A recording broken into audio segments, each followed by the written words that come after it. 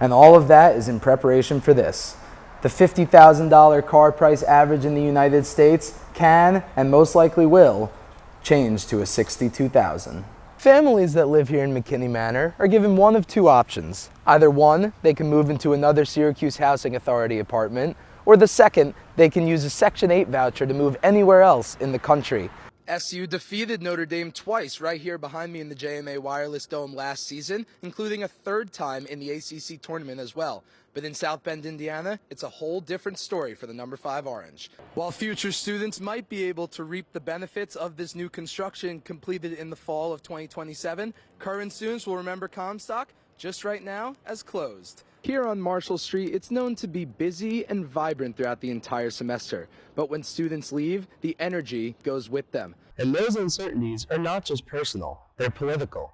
With extreme climate policy expected to dramatically change again under the Trump administration, many students are feeling anxious about their ability to get jobs, or whether it will even matter at all. Just the moment, he wanted someone to shake it, and that's exactly why they brought Blair in.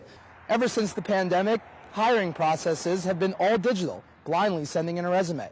People told me it was nice to shake a hand, share a smile, and actually have a genuine human interaction with the person that could be hiring you. With over 3,000 steps, 22 miles of sidewalks, 14 miles of roads, and over 9,000 parking spots here on campus, all that snow must be removed before those nasty 8 a.m. alarms for lecture in the morning. What they needed to do to get out there and help his family mourn the loss of their loved one. Even though the legal closure on this one just finished up, the emotional scars will still remain. For NCC News, I'm Jack Stankey. Trump announced on social media he spoke with Lebanese President Joseph Aoun and Israeli Prime Minister Benjamin Netanyahu. Trump directed Vice President J.D. Vance and Secretary of State Marco Rubio to work with Chairman of the Joint Chiefs of Staff General Dan Kane to help, quote, achieve lasting peace. The ceasefire is set to begin today at 5 p.m. So I'm outside here of Newhouse, where it's currently 37 degrees, and even though it's the first day of spring, it feels like a typical spring day, cold and unexpected in Syracuse, New York. 33 degrees with a feels-like temp of 31. That'll drop due to some wind tonight, reaching down into the mid-20s. Deficit. To close the gap, it's hoping to eliminate 54 positions, including teachers, counselors, and janitorial staff. The district also wants budget cuts in supplies, BOCES services, and more. Tri-Delta was forced to withdraw from a campus competition after displaying a banner associated with Nazi imagery. A golf program in Jamesville is opening up the sports to kids who never had access to it. I stopped by the course and spoke to Executive Director Peter Weber on how the lessons they learn have nothing to do with their swings. Tucked inside the Jim and Julie Boeheim Golf Complex in Jamesville is a program that does not look like most golf operations. No greens fees, no barriers. Peter Weber has spent decades at Butternut Creek Golf Course making sure the kids who never saw themselves on a course get a shot. Well, you know, our focus, golf has a reputation for somewhat of an elitist sport, and so, but it really isn't about the swing analytics. It's not really about your score. This is about teaching life skills. The lessons here start before anyone picks up a club and don't revolve solely on your swing. Coaches are state sport trained to be mentors, many of them college students, and 55% are minorities. Weber says that is by design. How to the handshake, we teach them, you know, not to trash talk. We teach them to, you know, to be still. We teach them to respect your partners, to respect your opponents, and to respect the golf course and the environment that you're playing in. For golfers of all ages, the course is more than just a place to practice. It is somewhere to breathe, get outside, and be with friends.